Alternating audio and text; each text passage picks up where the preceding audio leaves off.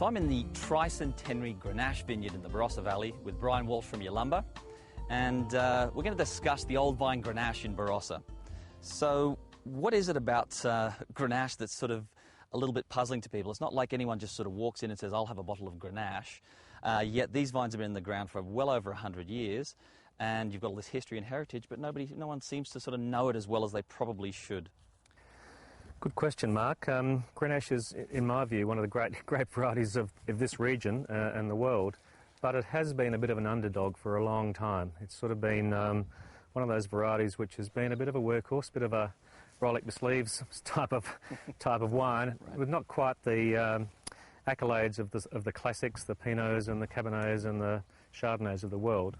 But it's now shown, after growing in this region for over 120 years, that it's got the goods to deliver.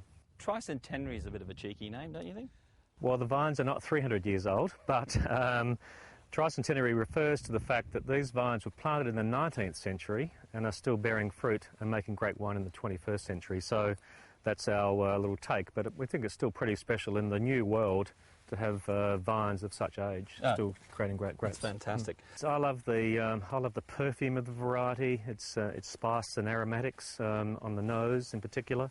The palate, I always think savoury. I think I want something to eat after I had a glass of Grenache. It's a really great wine for anything with a bit of grill or a bit of char.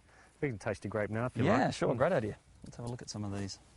So these are still maybe a week or two away from harvest, but Grenache is typically a large grape, but they're not terribly large. So we'd expect a high concentration of flavour and texture and some lovely tannins in that wine as well. Is a small berry size a function of old vines? Or just the vintage, or...? A bit of both. Yeah. These vines are almost self-limiting. They've been here so long, we don't do too much work. They look after themselves pretty well, and as does the winemaking to some extent.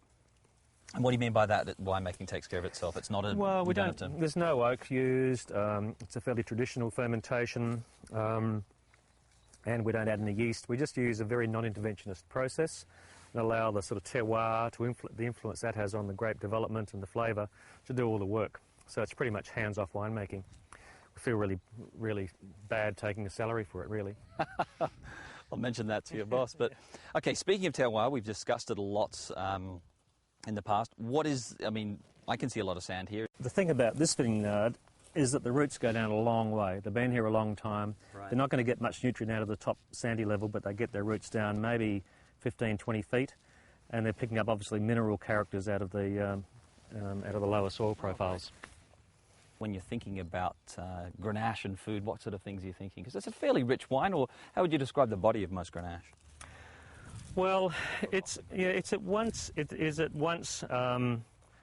rich, but also with a fragrance about it. It's not a heavy wine. It's not those sort of wines that are all sort of gutsy with rich extract and tannin. They have a more fragrant aromatic character to them. So I think they go with a whole array of food styles. I particularly like them with a grill. Whether that's grilled chicken or grilled lamb or whatever, it doesn't really matter. But I think they really go well with that sort of freshly char-grilled meat. That said, they can also go with a more rustic food style, which could be, say, some sort of local stew and so on. In fact, I think Grenache is really a rustic wine style compared to maybe the more prestigious styles that we might see from other grape varieties, the so-called noble grape varieties. One of our locals here calls it the hot area Pinot, and I think it is a bit like that. We need a hot climate to grow good Grenache, you need a cold climate to make good Pinot, so it's a reverse equation. But by the same token, we would think, without being disparaging to others, that Grenache is generally reliable wine to purchase, even though there's sometimes a little bit of reluctance for people to take that first step and buy it. We think that it's a fairly risk-free purchasing decision because the wines are so consistently good if they're coming from vines that have been around for 120 or 100 or even 50 or 60 years.